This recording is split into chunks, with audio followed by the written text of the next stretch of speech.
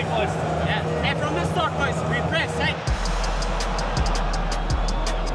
Like Victoria Plzen, Club Brugge secured automatic qualification for the round of 16 after winning their group at Atalanta and now travel to Norway to face Molde.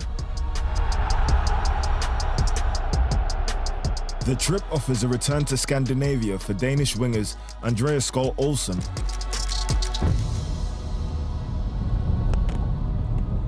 and Philip Zinkernagel. Det er det gode vejr i dag, også? Nej, han går bag i bagefter. Hvad så du? Skal jeg sidde bag, eller? Nej, du skal foran. Who are part of an influential Nordic contingent at Brugge.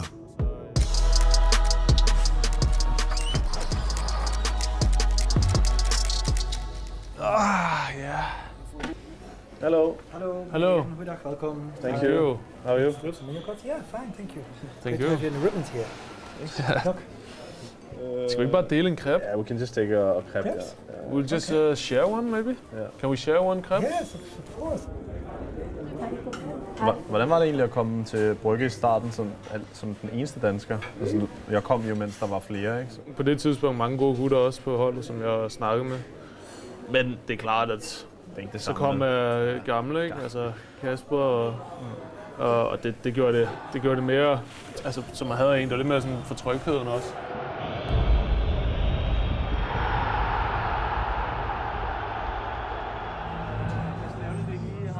Jeg har prøvet begge dele, både det med at være den eneste dansker og være i en klub, hvor der er andre danskere. Og sådan.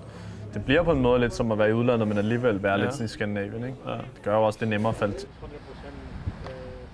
Det er frækt. Hello. The crepes. Thank you. Enjoy. Thanks. Cheers. In his first season at Brugge, Zinkernagel has been instrumental.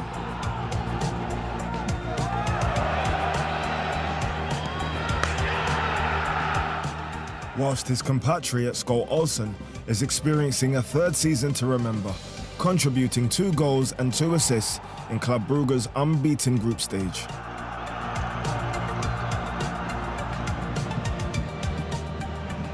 Form, which has come under Norwegian head coach Ronny Deila, who's fostered a positive spirit at the club.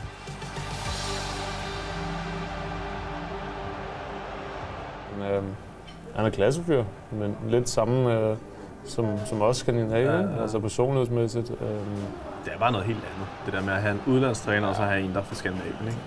I England, da jeg kom, så var det meget normalt det der med, at man sådan havde den der manager, som bare sad på kontoret, man snakkede ikke med dem. Nej, meget respekt. Ja, sådan, du ved, man skulle tiltale dem Sir eller Gaffa, eller du ved, sådan, hvor i Skandinavien er det lidt mere sådan, du ved, man er venner på en måde, ikke? Altså sådan, man har et andet forhold.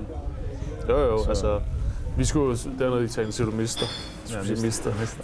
Det er fedt nok. Så jo, jeg synes, det er dejligt at have en skandinavisk træner, altså.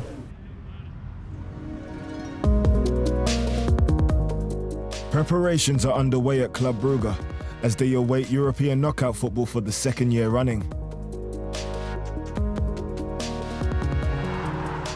With Skol Olsen among those who experienced their historic run to last season's UEFA Champions League round of 16. Da vi var i Champions League, var det en gruppe, hvor underdogs, vi var kæmpe underdogs. Vi tænkte jo, altså, vi troede på det, men vi tænkte jo ikke, det var ikke en forventning, at vi gik videre. Hvor i Conference League, den gruppe vi har nu med respekt, det var jo en forventning, at vi vandt gruppen. Vi var dominerende ligesom. Præcis, vi var totalt dominerende. Ja. Så vi overperformede jo vildt, altså det gjorde vi jo. Vi ramte dagen, alle de gange vi skulle ramme dagen i Champions League sidste år.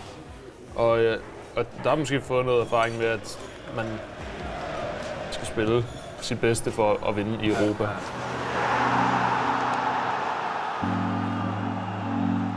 De gjorde det så godt i Champions League, og ligesom det viste, hvor stor en klub der er, ikke? Præcis. Det var en af grundene, som man kommer, ikke? Ja. Men det har også måske egentlig lagt lidt pres på, også i den her sæson, at I gjorde det så godt i forhold til europæisk, ikke? Altså det med, at nu skulle vi vinde gruppespillet suverænt og gå videre, og nærmest målsætningen er nærmest at vinde hele conference, ikke? Ja. Another team with aspirations of going all the